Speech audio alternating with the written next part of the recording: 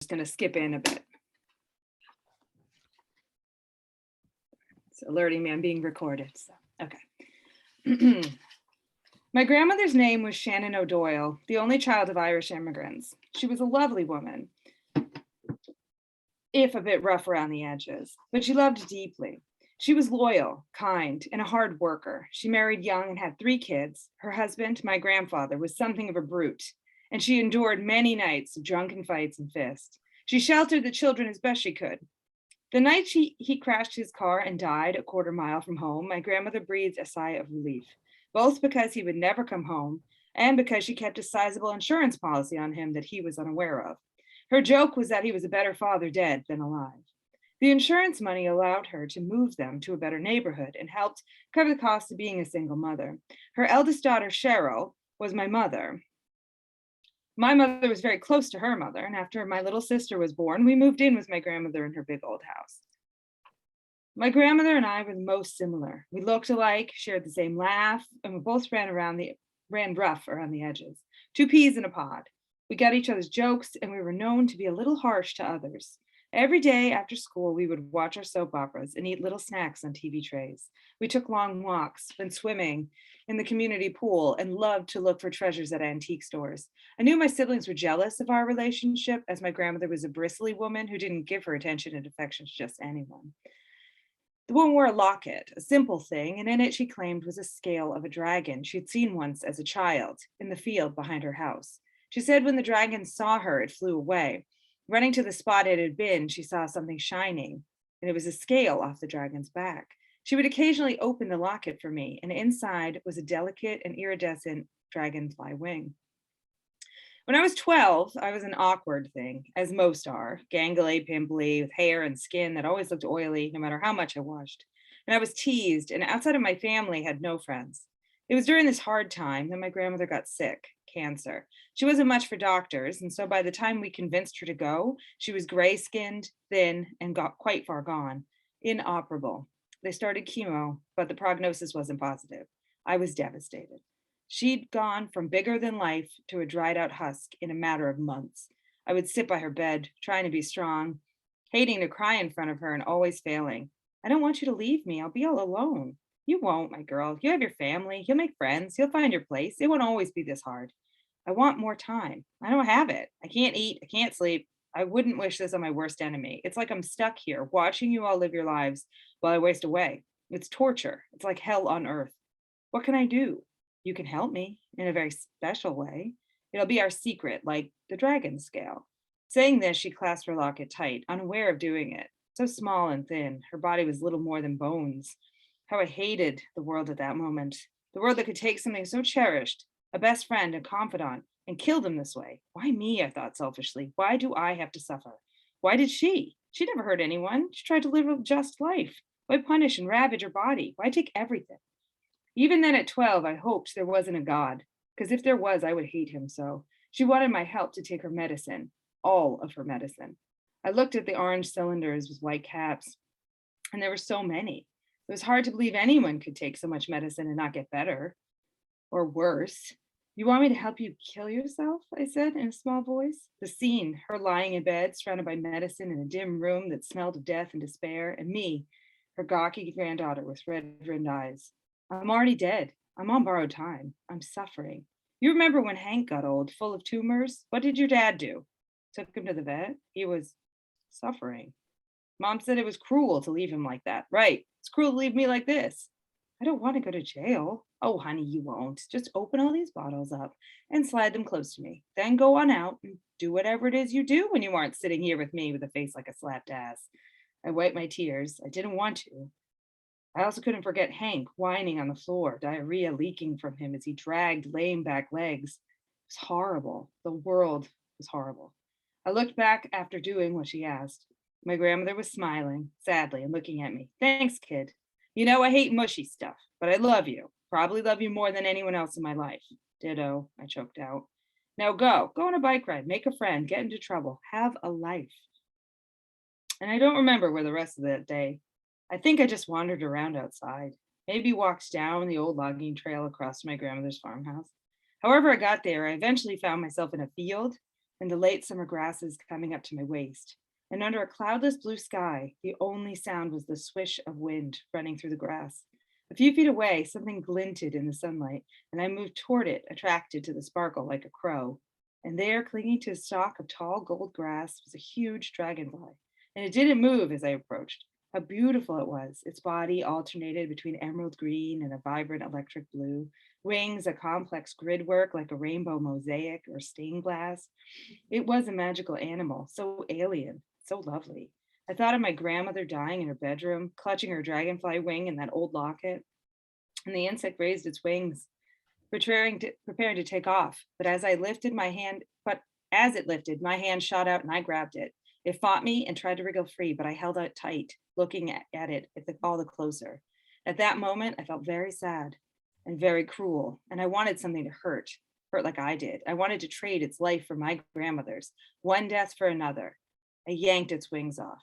It died so she could stay with me forever, a life for a life. That was my wish. Make her stay. Before my eyes, its beauty curdled, replaced with my shame. I was tempted to drop the wings, hide the evidence, run away, but that felt disrespectful, and the poor little animal would have died for nothing. I'm not a monster. I was just a sad kid who'd been asked to assist her beloved grandmother in committing suicide. I carried the wings, cupped carefully in my hands, all the way home. An ambulance idled in the driveway. And when my mother saw me, she came running. Oh, Celia, I've been looking for you. She died. Your grandmother died. I'm so sorry. She pulled me into an embrace, and she wasn't supposed to die. I killed the dragonfly, a life for a life. I'd made a wish. All of that kept running through my head like it mattered, or like I had that kind of power. And I let my mother hug me and weep, and all the while focused on protecting the dragonfly wings in my hand. And I think I'll leave it there. So yes, if you'd like to hear the rest of that story or see what happened, it will be in Wicked Creatures, which you can buy on Amazon. So Wicked Creatures, and people want to narrow their search down even more, they could say New England horror writers, I suppose. Mm-hmm. And, Scott Goudsworth's last name is a little complicated. But yeah, I actually don't know how to say that. yeah, I think he'd kill me even for saying or mispronouncing that just now. But yeah, you can also, I'm not sure what the story is with in-person conventions this year, but regionally, New England horror writers is always good, table going on. So, but if we want to also go through the evil empire Amazon, it's all good. Well, Victoria, what was the impetus for this story? Had you been cooking this for a while? Yeah, so I mean, I didn't get to the kind of the scary stuff in this story, but I wanted the idea of a haunting story of somebody that you loved that becomes something very, very threatening and just kind of like a more physical manifestation of grief. Because what she ends up doing is that essentially the grandmother is with them all the time, and it becomes this thing that's just watching them and getting bigger and bigger and stranger. And I like, this idea of, wanting to keep people when they really can't stay, and just kind of how if you could keep them, it would become kind of horrible. And, and so I wanted to play around with that and taking such a fond memory. And around the time, I think my grandmother had died, and I was very close with her, and we had a very similar dynamic. And I kind of liked that idea of how wanting to keep someone's memory could actually become something terrifying or something kind of toxic if you do it in the wrong way, and that kind of nature of grief. So that was kind of the inspiration, I suppose. Well, with absolutely great respect to your grandmother, and then I'm sorry for your loss, of course. I remember when this happened too; it was really intense for you. The whole concept is very New England-y. Mm-hmm. So, regionally, I'm sure we can all understand this. So cool. Let's move on to Errick. I would like you to unmute yourself if you would. I'm going to briefly introduce my friend Errick Nunnally. Was born and raised in Boston, Massachusetts. Served one tour in the Marines before deciding art school was a safer pursuit. He enjoys art, comics, and genre novels. Graphic designer. Is trained in Krav Maga and Muay Thai, hope I said that right, kickboxing. Works has appeared in several anthologies, such as Apex Magazine, via Galaxy's Edge, Lamplight, Nightlight, and his novels Lightning Wears a Red Cape, Blood for the Sun, and All the Dead Men. Visit erricknunnally.us to learn more about his work. And by the way, all of these full descriptions are in the event description, so you can go back to Facebook if you need to retrieve these links. So Errick, what will you be, would you like to introduce what you'll be choosing to read for us? Yes, I'm going to read from the story that I have in Galaxy's Edge. It's called The Bone Kite, and this is from Galaxy's Edge number 46, so that's available wherever they're selling the magazine. I'm going to jump around a little bit in it as well. I'm going to jump forward a little bit in it because I'd like you to hear the subject from the title. I'd like you to hear about the Bone Kite a little bit without, spending 20 minutes reading. Awesome. Thank you. All right, so where we're jumping ahead to is a little girl, Alana, is missing, and her mother has woken up next to her husband, encased in something like lucite, and the reality seems to have reconfigured itself into what looks like a child's rendition of what reality should be. At the end of the hall, she found the stairs were flat, like a sheet of paper with lines drawn it to represent stairs. Testing it with one foot, she didn't feel safe sliding down the paper. Jessica tensed in frustration and went back into Alana's room.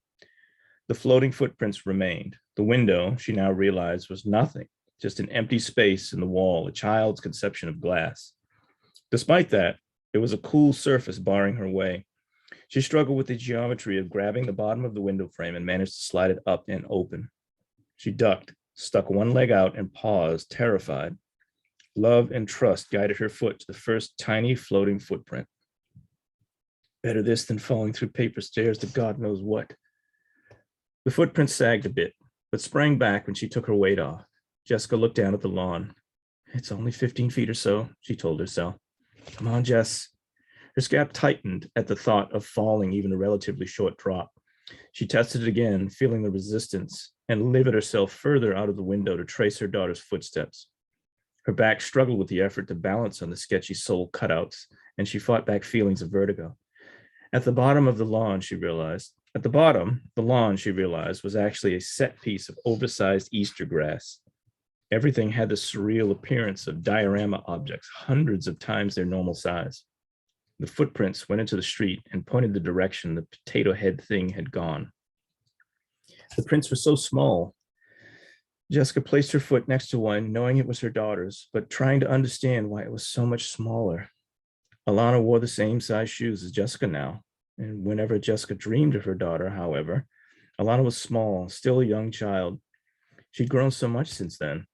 In the present, waking world, Alana tested her autonomy, worked to get her bearings as a 12-year-old. Far down the street, Jessica heard the thing singing again, warbling Alana's name.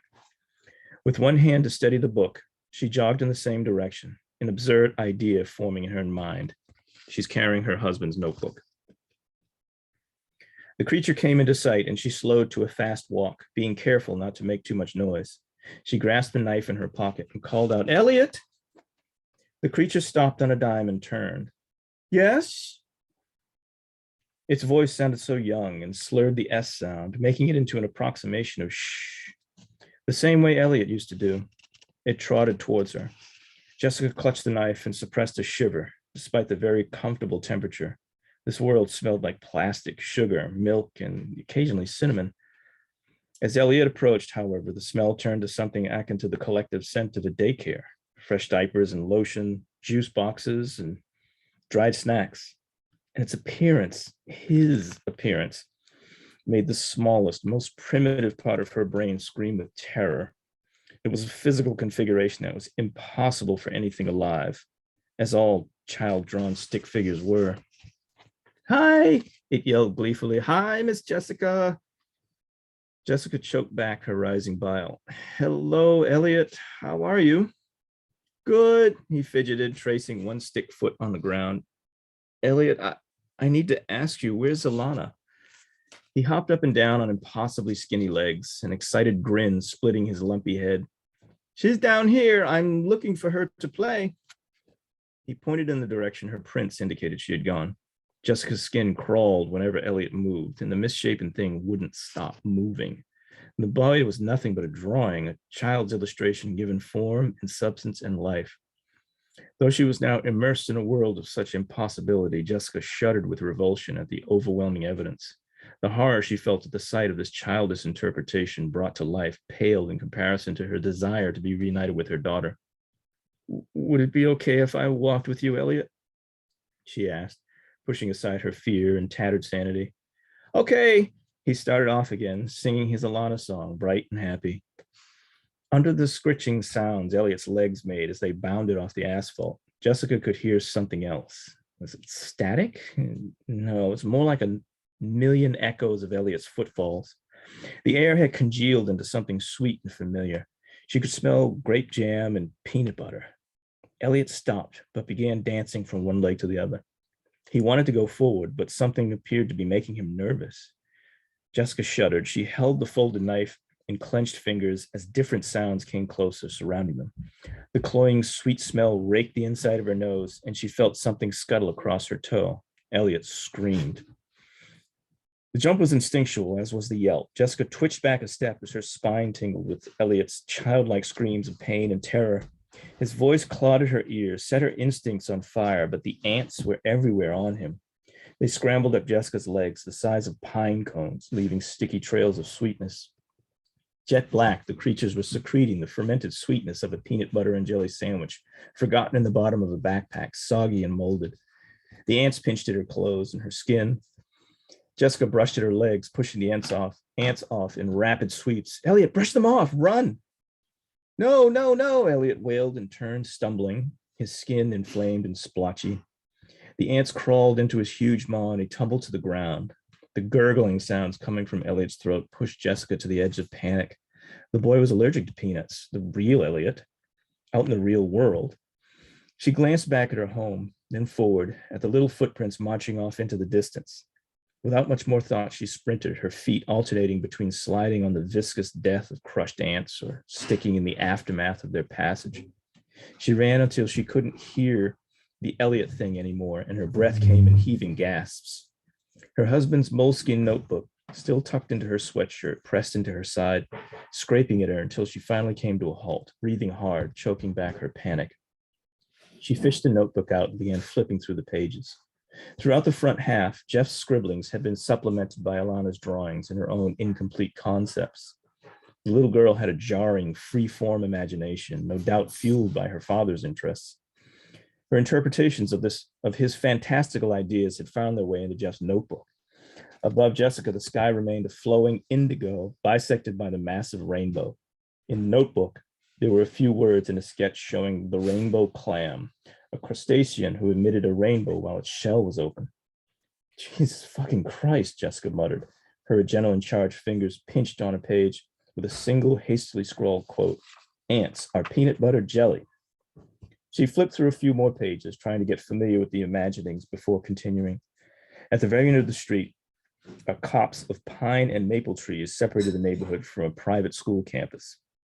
The trees were now impossibly tall, stretching straight up to the sky and striated.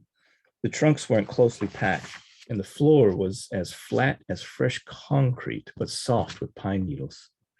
All of the branches above were entangled, with none appearing to dangle below their towering tops.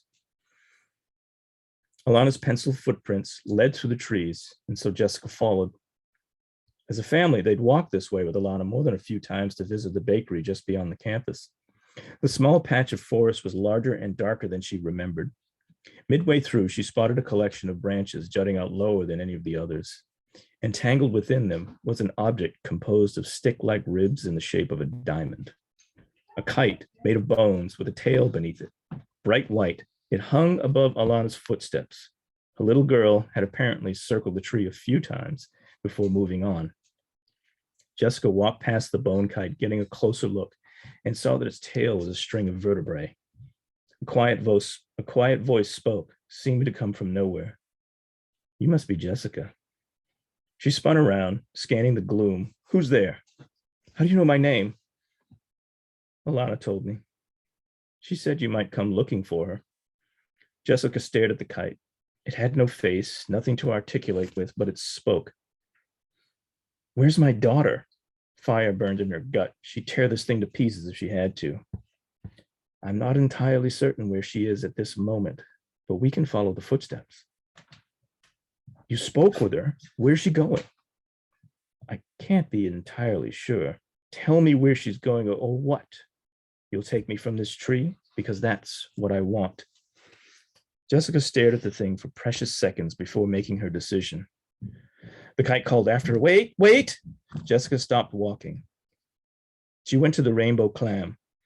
Jessica looked through the trees toward the horizon where the rainbow dipped. How do you know that? That's where I told her to go. Why? To help me.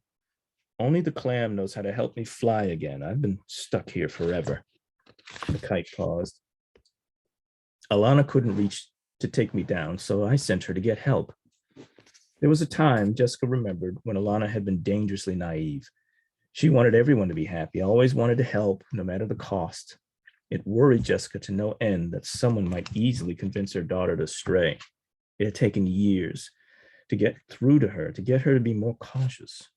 The girl she was now at 12 was very different, but that little girl was the one Jessica most often remembered.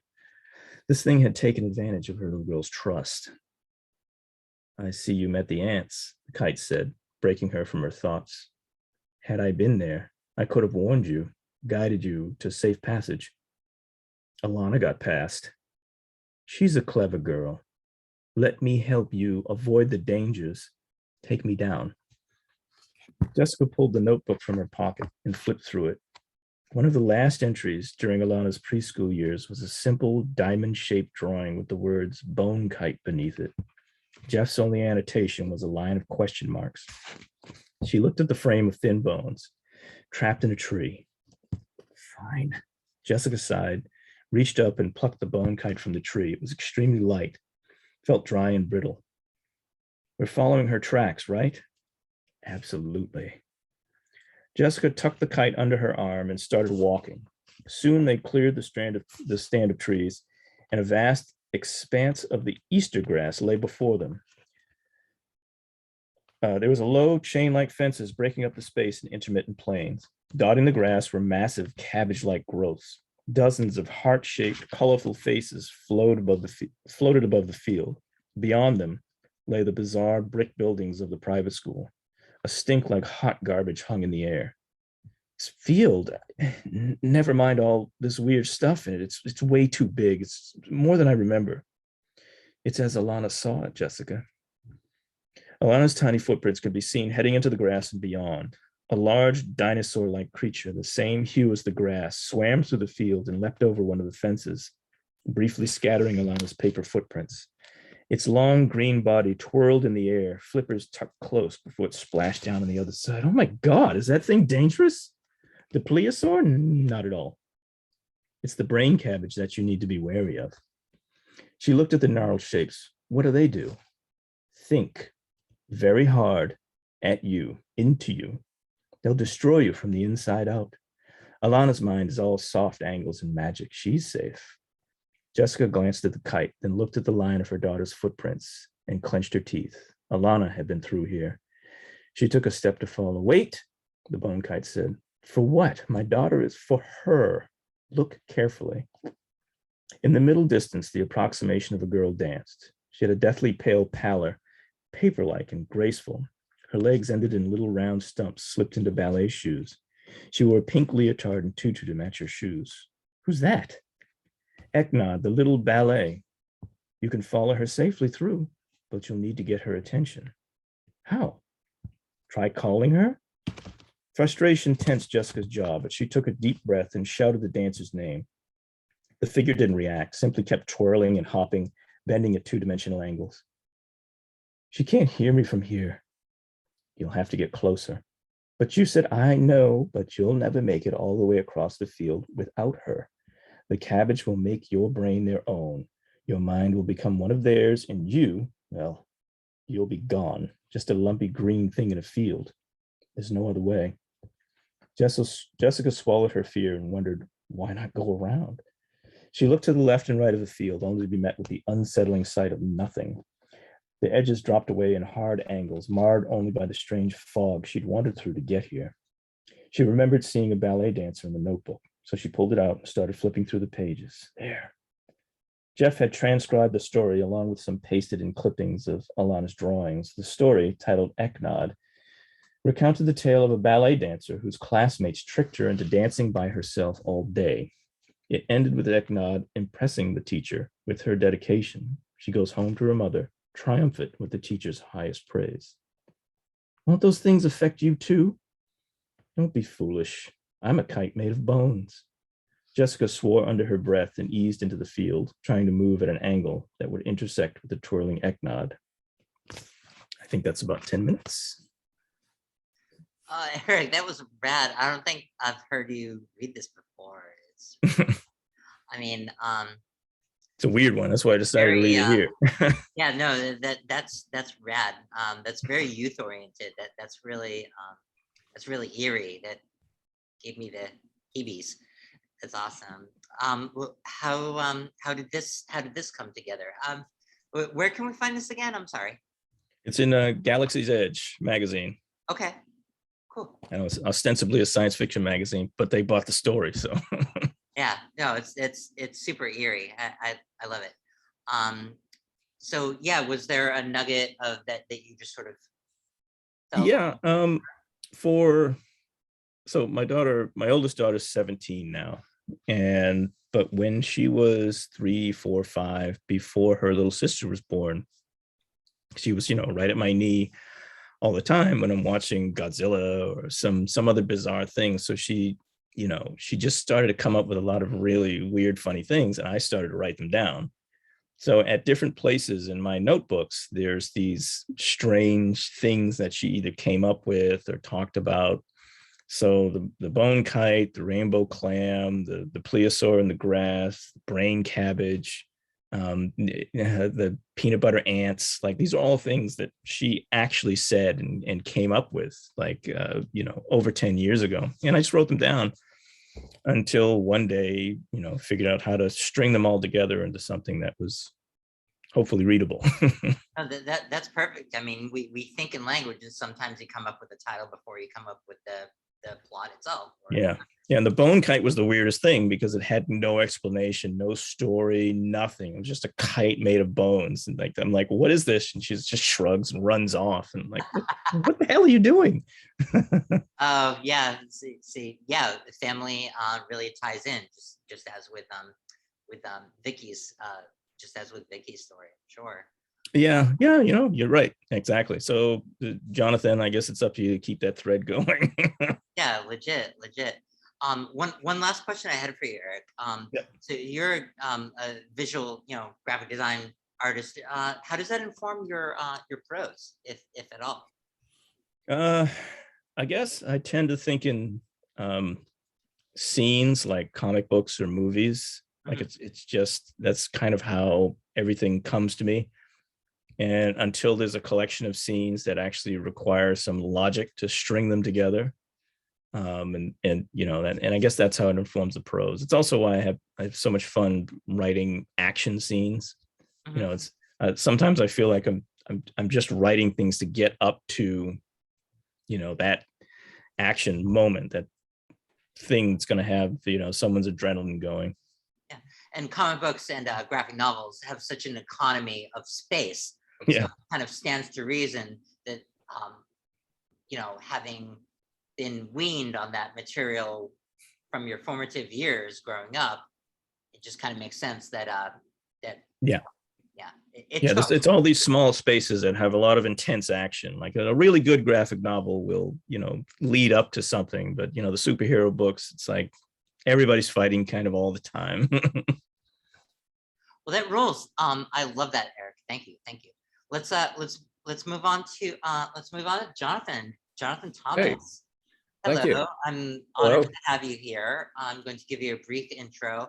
I remember seeing you at a live reading at Lovecraft's a few years ago, and you pretty much blew my mind with the eeriness and the sort of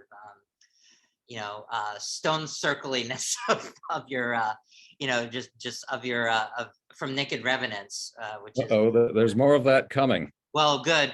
That's because that's more of what I want. Just speaking out of school here.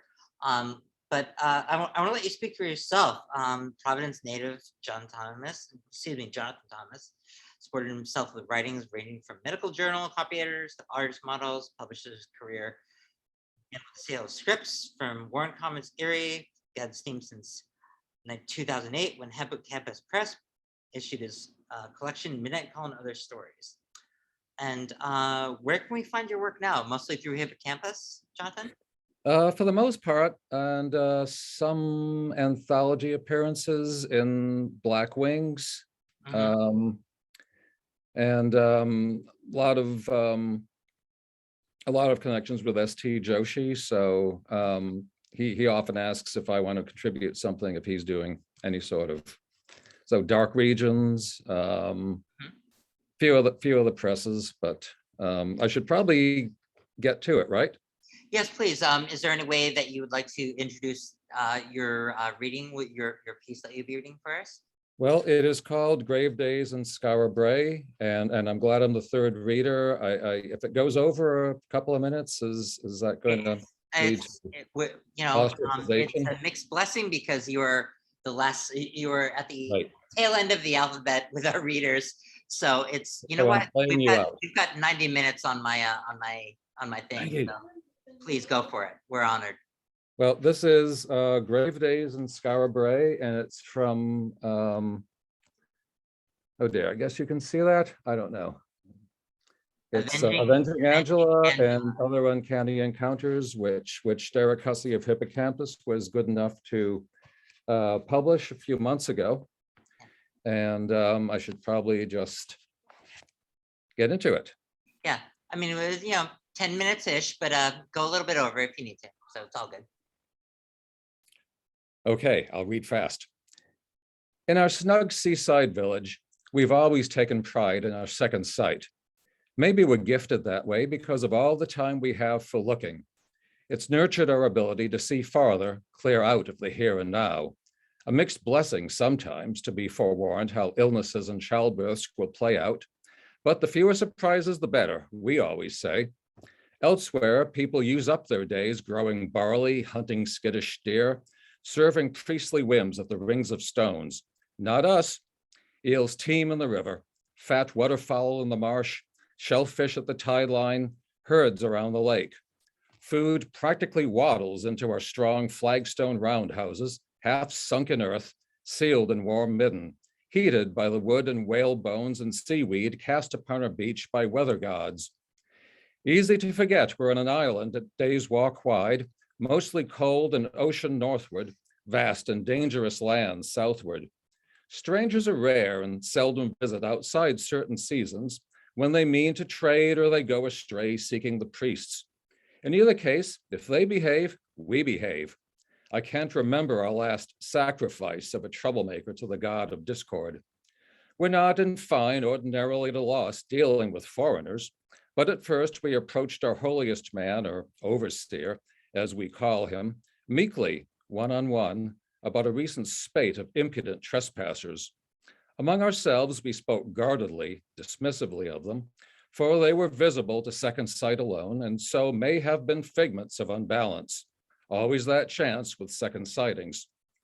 The overseer would have been a poor fit for his role had he not foreseen our concerns and had a pronouncement ready. He hinted, but never said outright. He too had beheld the intruders. Still, that was assurance enough we weren't going mad, despite everything harassing our eyes and ears. The outlanders always appear by broad daylight, some days one or two, on others none, and all too often throngs loiter like bossy geese. None have witnessed them approach the village, yet suddenly they're in our midst. They dress in colors, patterns, stuff unknown to us, handily outdoing the most exotic traders and emissaries. In every instance, we're minding our own business at home, And when we see the strangers, it's obviously with our second sight, because we happen to look up and our roofs have gone missing. And there they are, goggling down from the paths around our semi-underground quarters. They're exchanging jokes and observations in no intelligible words, gesturing at our beds and hearths and display shelves as if they were the owners, absolutely ignoring us. Do they covet our fur blankets, our chert toolkits, our beads and amulets? Naturally, our best valuables are stashed in cubbies behind the bed canopies where thieves cannot lay eyes, gape till they go blind. Some of us perhaps overreacted, boring holes into door frames to install logs for barring the uninvited, as none have yet traipsed in through doors. By evening, at latest, the last trespasser withdraws, and the harried householders will find they've been in a daze, ogling the well-ribbed rafters and smoke-blackened thatch that never actually budged. I, for one, had become reluctant to stay inside much, as if that increased the odds of my roof flitting away.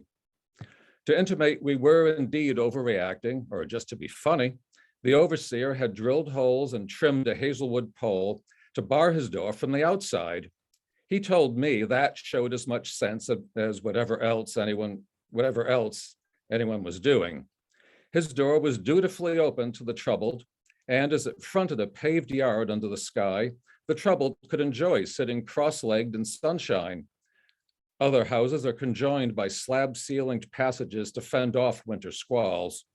Overseers claim scrutinizing clouds is vital in performing divination. Privacy is scarce in our cozy flagstone nest, which makes the gawker's hubris especially galling.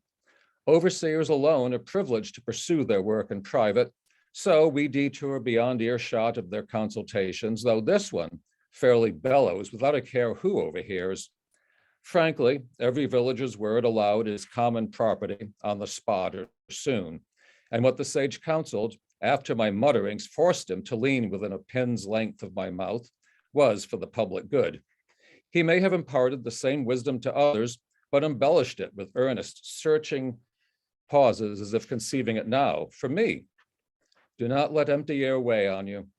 Be proud instead of how our dwellings were here before the circles of tall stones, before the high ceiling tombs and their giant mounds.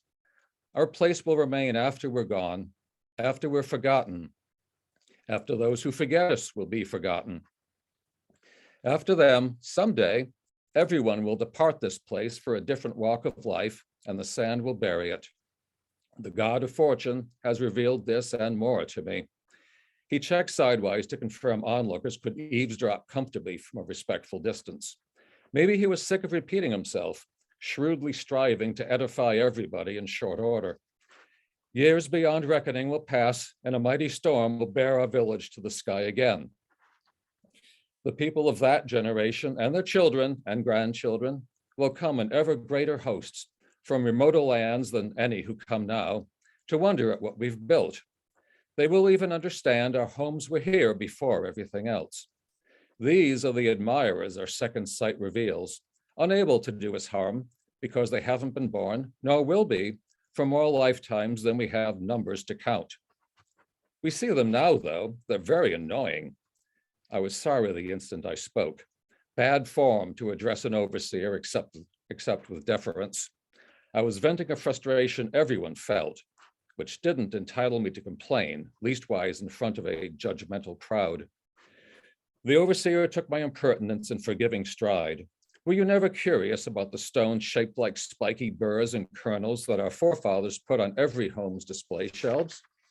There they collect dust, bereft of meaning and purpose, abiding purely because they always have. But now they serve a use. Go on and throw under the next trespasser. It will fly right through them, but you'll feel better doing something against something that annoys you. You can really do no more. If, though, the trespassers in open sky were empty air, mirages of second sight, wouldn't projectiles hit the ceiling and plummet to the floor? Before I could frame this objection tactfully, the cross-legged overseer turned his hands palms up, lapsed into a stiff-lipped smile. The interview was over.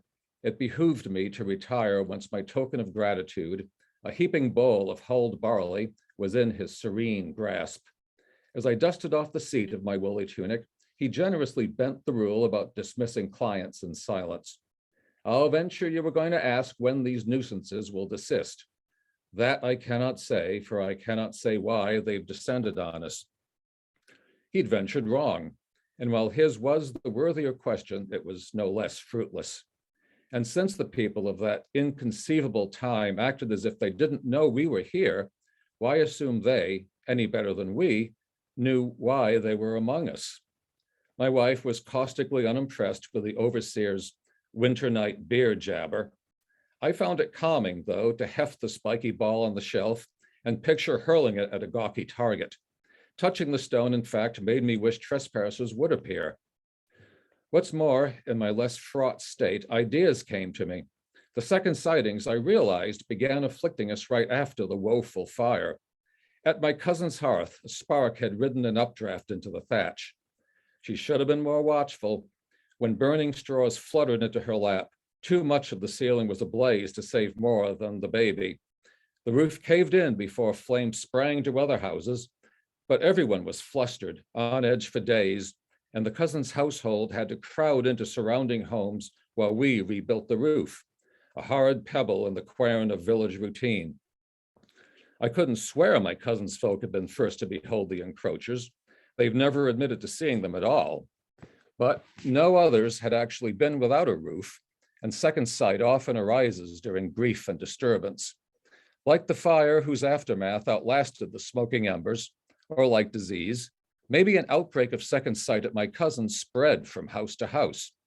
Maybe musing on the encroachment too much brought it back down upon me, along with its riptide of unwelcome revelation. That morning, I should have been out with the family raking up hazelnuts, not lagging indoors to savor the luxury of solitude, contemplating the overseer's pronouncements on the amount of time between now and our village's emergence from its tomb of sand. I could not make room in my head for such a magnitude of anything, and the effort left me staring nowhere, as if I'd fainted and revived while standing. The way the overseer had spoken, time was a thing, like an urn of grain or forest of kelp, leading me to ask, how much time is there? Even more than the gods can hold in mind?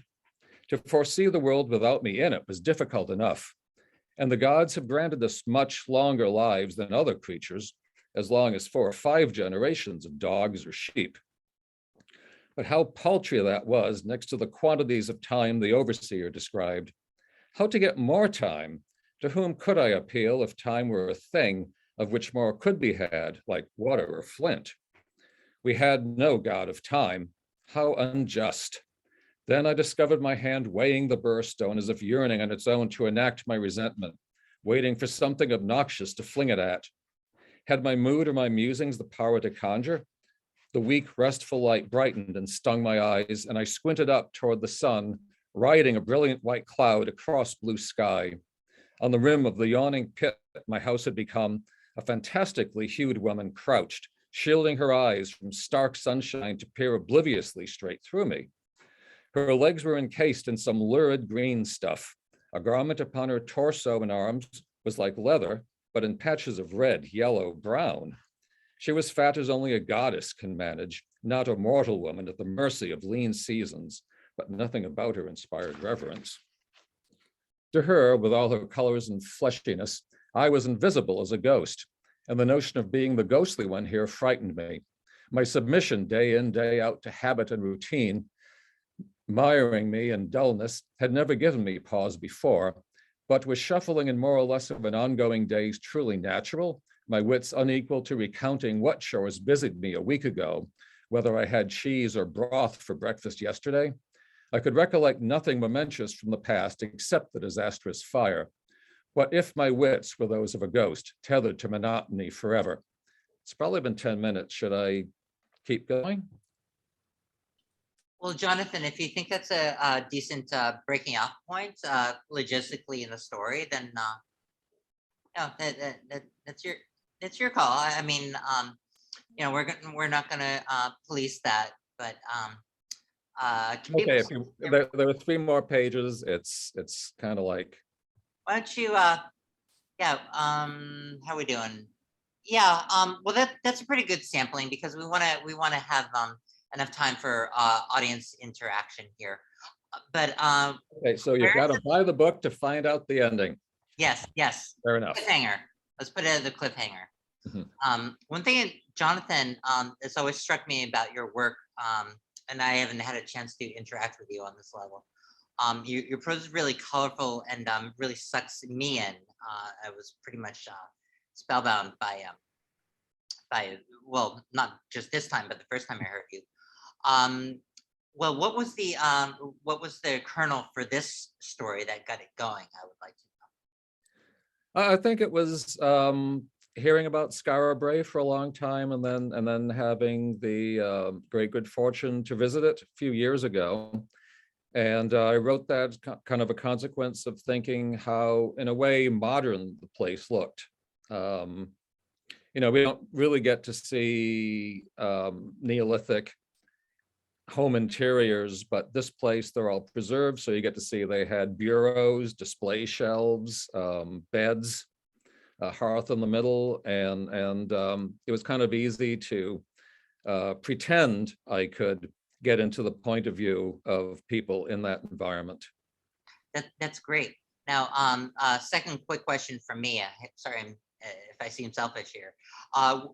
What could you tell us maybe one or two of your very formative influences that got you going in the writing in the genre that you are currently killing it in? I guess I have to credit my mother up to a point. When I was very young, she wanted to stimulate my imagination, she said. So then I think the first movie I ever saw was probably The Mysterians and Angry Red Planet and Gorgo. And then she wondered why I had nightmares. I think I'm trying to remember. Yeah, right. Bedtime story. I must have been in second or third grade. The Island of Dr. Moreau. So that was formative. Absolutely, and understandably so. Well, I would like to open this up to audience participation. If anyone would like to unmute themselves, ask our story panel writers here any questions. It's no pressure, but I want to leave it open for people. I don't know what the raise your hand thing is. Well, I'll try to keep control, but if anyone has any questions, Bueller, no pressure. But yeah, I don't hear anyone. Yeah, it's like, well, the writing obviously speaks for itself. You can find these writers through the bookstore. This is the inaugural reading that we'll be doing. People can just tune in from the comfort of your own home. We've already got more readings lined up for February. We're actually having a sort of all trans reading that would be on the Facebook. You may have seen from the Facebook banner on February 12th. We've got Haley Piper, Eve Harms, and Gretchen Felker Martin. Her book Manhunt is going to be coming out the following week, so we're really excited about that. In March, it's probably going to be the first Saturday of March, but we haven't set it on a date yet. We're going to have Zin E. Rockland, Jaya Prakash Satyamurthy, and Paul Tremblay. And in April, we're going to have Joshua Rex, Catherine Grant, and one to be determined. So we're also going to have some one-on-one interviews with various practitioners in the genre, like artists, film directors, nonfiction authors. We just really want to keep it expanded. So just stay tuned for the events, and I'll try to I don't want to spam people's invite folders, but you just monitor your Facebook, and feel free to add me on Twitter or Facebook. I'm Larissa E. Glasser on Twitter, so it's probably the best way to get in touch with me. I very rarely approve of people on Facebook who I haven't men at Nikon or something elite like that. But yeah, if really there's no questions for anybody, I just want to thank everyone for coming and for sharing your time with us. This is Yeah, really only the February event is on Facebook right now, right? So the March, April, those haven't been scheduled. they not yet, but any day now. Any day now. Stay tuned. The Facebook thing is in your name then? And that's how that works? No, actually, me and Niels are facilitating it, but if you really just go to Lovecraft Arts and Sciences on Facebook, that's Okay. the best way to, sort of keep, and in general, these readings will be, I would say on the first Saturday of each month, an exception here or two, we want to vary it up a little, but they'll usually be in the earlier part of the month, so that's, late in the previous month. You want to just tune in and see what the latest is, and we'll have flyers up at the Lovecraft bookstore as well. So and we'll try to spread the word. Like I said, I'm on Twitter. Lovecraft Arts and Sciences is on Twitter. So and I don't know what the Instagram story is, but I'm a media whore, so I share it to there all the time. So yeah. Okay, so. This is me winging it. Hopefully we'll have FJ Bagley co-hosting with me next time. Where are they tonight? I'm not sure what FJ's story is, but I think they're in transit somewhere. So they'll probably be around for the next reading. All the more impetus for people to come hang out and chill with us in roughly 5 weeks. Larissa, are you pulling in writers from all over the country? I'm a little unfamiliar with This is what the all over the program is. country. We wanted to keep this. Focused local for this inaugural because the in-person event had been canceled for the film festival some months ago when we had the big unscary hurricane. You know how they say in the Ralph Bakshi version of Lord of the Rings, the Balrog isn't scary, whereas in the Peter Jackson one, the Balrog is so much more scary. I've been scared by all the Balrogs, so. We were supposed to have some hardcore hurricane, and the blizzard of 1978 taught the city of Providence some really hard lessons. So don't underestimate the weather, I think. But we had like a 5-minute rainstorm here, really, and I think we were hyper vigilant about canceling the reading. But we wanted to the people who had been canceled for that particular event, we wanted to give them first dibs on this reading. So. Anyone, actually, if you want to DM me for participation in this reading series, if you or your friends or your relatives have something that they would like to read for us, please just hit me up. Like I said, I'll put it in the chat actually right now. Twitter is best for me, Larissa E. Glasser. That's me on Twitter. So spread the word. We are keeping this as inclusive as possible. Like I said, we're going to have a sort of sub-series of, just whether it's me or SJ or anyone really associated with Lovecraft Arts and Sciences, interviewing film directors, artists, nonfiction authors, scholars, performers, musicians. So it's the canvas is wide open this year. I really want people to stay engaged as much as possible within reason, and you can do it from the comfort of your own home. Why not use this new technology? I would say, I mean, if it's not broke, don't fix it. Let's just, I do miss hugging people in so-called meat space, but is that meat like MEAT? MEAT or like meat space. Depends on if we're working with a PG-13 audience, Vicky. Let's all behave ourselves. No, you've traveled with me to Lisa's back and forth, so you know that my mind's in the gutter. We've been in meat space. Let's just keep it in barbarian space or whatever. But like I said, who knows how long this whole situation is going to go on for because of the politicization and the silliness that's going on. but we're not going to get into that here. You just, Yes, let us not speak of such yeah, let's things. not speak of such things because we'll end up on watch lists and all that kind of silly stuff. So great, everyone. There's my Twitter. You can try adding me on Facebook, but like I said, if we had met in person, then good luck. I don't usually, you know, unless you're hot. No, just kidding. Even so, Then she wants meat space. yeah, just keep it at meat space. Or actually, I'm gonna use the F word here. Just fucking come into the bookstore on Sunday afternoons when I'm usually working, and come out and nerd out with me. You know, that's all it really takes. And everything, their website, you can buy books through the website too. Buy books For those who might not be able to come to Yeah. the store. Exactly. We're talking about people nationwide here.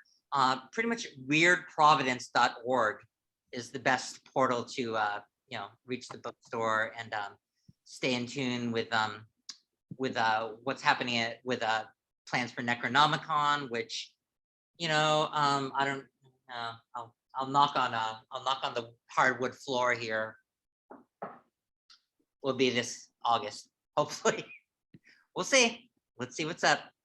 Okay, so by way of long explanation, thank you everyone for coming, and I hope to see all of you and more people. Spread the word, by the way, on February 12th, and stay tuned to the Facebook and all that jazz. So Thanks for putting this together, Larissa. Yeah, thanks for having me, Larissa. Thank you. everyone Thanks, stay everybody. safe. Don't take any wooden nickels. Don't do anything I wouldn't do. All right, bye, be safe.